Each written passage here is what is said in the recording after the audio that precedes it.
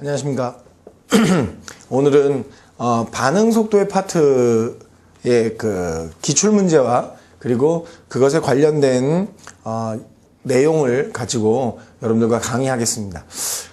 반응 속도에 관한 파트는 사실 저희가 고등학교 1학년 파트와 그 다음에 고등학교 3학년 화학 2 이게 두 가지 파트에서 나오죠.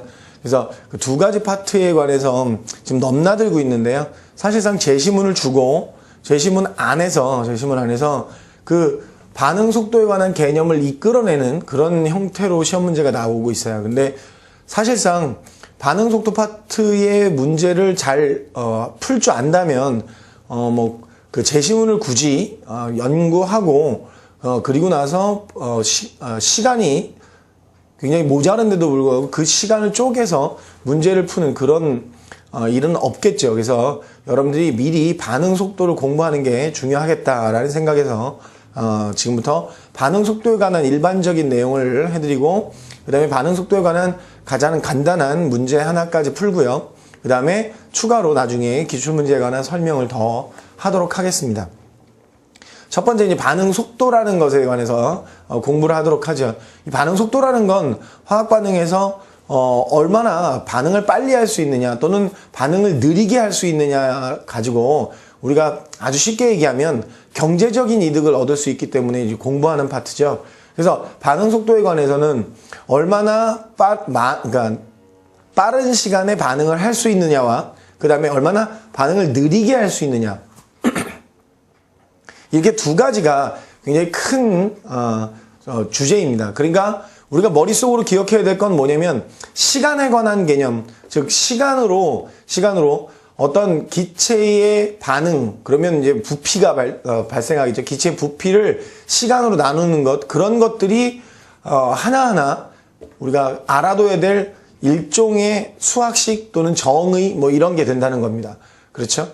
네. 자, 그럼 지금부터 말 길게 하지 말고 본론으로 들어가서 바로 시작해 보도록 하겠습니다. 우리가 화학 반응을 쓸 때 보통 어떤 표현을 쓰느냐면 이런 표현을 쓰죠.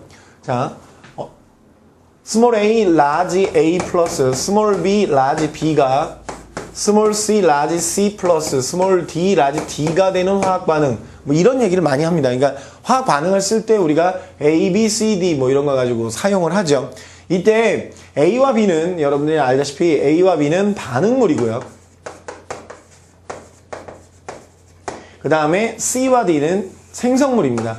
그러니까 반응 속도 그러면 아까도 제가 서두에 말씀드렸듯이 얼마나 빠른 시간 안에 반응을 하느냐 얼마나 반응을 느리게 하느냐죠. 그래서 반응 속도라는 것을 정의할 때 반응 속도라는 것은 분명히 아래 시간이 들어간다는 겁니다. 시간당 이런 얘기죠. 시간당. 자, 화학 반응이 진행됐다는 건 뭐냐면 반응물이 생성물로 변했다. 즉 반응물은 감소하고 생성물은 많이 생겨났다. 이런 얘기죠. 따라서 우리가 반응 속도를 정의할 때 우리나라 말로 단위 시간당 반응물의 그렇죠. 감소량 또는 단위 시간당 그렇죠. 생성물의 증가량 이렇게 생각하시면 되겠습니다. 따라서 반응 속도를 우리나라 말로 단위 시간당 시간으로 나누니까 단위 시간이라는 말을 쓰는 거죠. 네. 예를 들어 1초당 뭐 아니면 1분당 1시간당 뭐 이런 말을 쓰는 겁니다.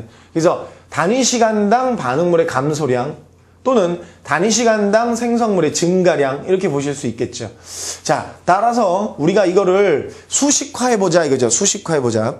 그러면 반응 속도 V는 이렇게 가죠. 반응 속도 V는 자 이제 첫 번째로 들어와야 될 건 시간이라고 그랬죠. 시간. 따라서 DT분의 DT라는 게 조금 어색하신 분들도 있을 텐데 결국에는 델타 T 이런 개념이죠.